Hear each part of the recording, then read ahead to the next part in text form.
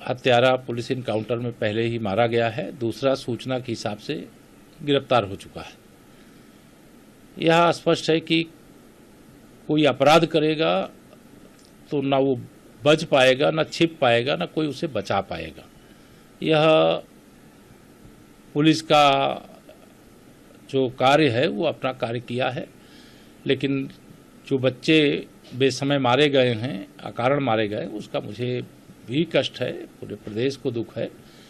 और समाजवादी पार्टी जो उस पर राजनीति कर रही है, मैं उसकी कड़े शब्दों में निंदा करता हूं, क्योंकि सपा स्वयं अपराधियों और माफियाओं और दंगाइयों से सीधा रिश्ता रखने वाली पार्टी है और उसे बोलने का ऐसे मामलों में नैतिक अधिकार नहीं। एक बड़ा सवाल खिलाफ देखिए, दिन भर मेरे प्रधानमंत्री माननीय नरेंद्र मोदी जी को गाली देना एक सूत्री कांग्रेस के नेता श्री राहुल गांधी जी हों, चाहे उनके अन्य कोई नेता पदाधिकारी हों, उनका एक सूत्री एजेंडा बन गया है।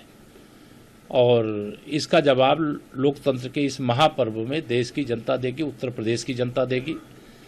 कोई भी एजेंसी कोई भी जांच करने का काम अगर किया जा रहा है और उसमें कोई सवाल उठाता है, तो इसका मतलब है कि वह भारतीय संविधान के अनुसार जो एजेंसियां, चाहे वह न्यायपालिका हो, चाहे वह चुनाव आयोग हो, चाहे कोई जांच एजेंसियां हो, उस पर सवाल उठा करके वह यह साबित कर चुके हैं कि पहले वह गलत करते थे और उनकी गलतियों की कोई जांच नहीं करता था।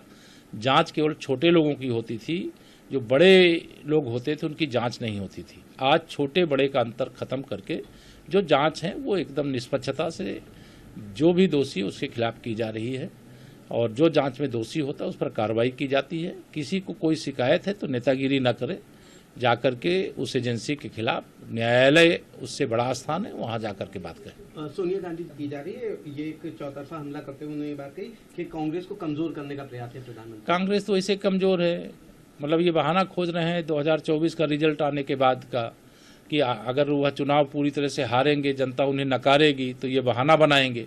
बाकी कांग्रेस से ज्यादा भ्रष्ट पार्टी कौन है? भ्रष्टाचार की अम्मा है कांग्रेस। सर, एक आखिरी सवाल रहता है कि जिसमें उन्होंने ये कहा है कि दंडात्मक कार्रवाई उनके खिलाफ ना की जाए। इस पर उनकी मंत्री आतिशी ने ये बात कही। पूरा देश उनके इस प्रकार के आचरण से हंस रहा है। 10-10 बार अगर किसी को कोई एजेंसी सम्मन दे रही, तो यार गलत नहीं हो तो जा करके सामने प्रस्तुत हो जाओ और जाके बताओ कि भाई मैं गलत नहीं हूँ। अगर उनके कोई सवाल है तो जवाब दे दो, आप विद्वान हो इतने दिल्ली के मुख्यमंत्री के रूप में।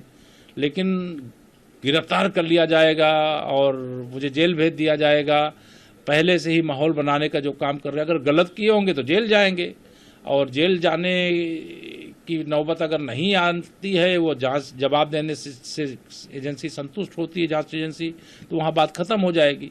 और अगर जेल कोई भेजेगा तो जमानत देने वाले भी तो कोर्ट बैठी हुई है, वो डर क्यों रहे? वो डर रहे, इसका मतलब है कि कहीं न कहीं दाल में कुछ काला। उनकी मंत्री ने कहा है कि उनको चुनाव से प्रचार से रोकने के लिए वहां जेल भेजा जा रहा है। वो क्या प्रचार करेंगे? उत्तर प्रदेश में कहीं उनकी जमानत नहीं बचने वाली है, और देश के कहीं किसी हिस्से में उनका कहीं अता पता नहीं है।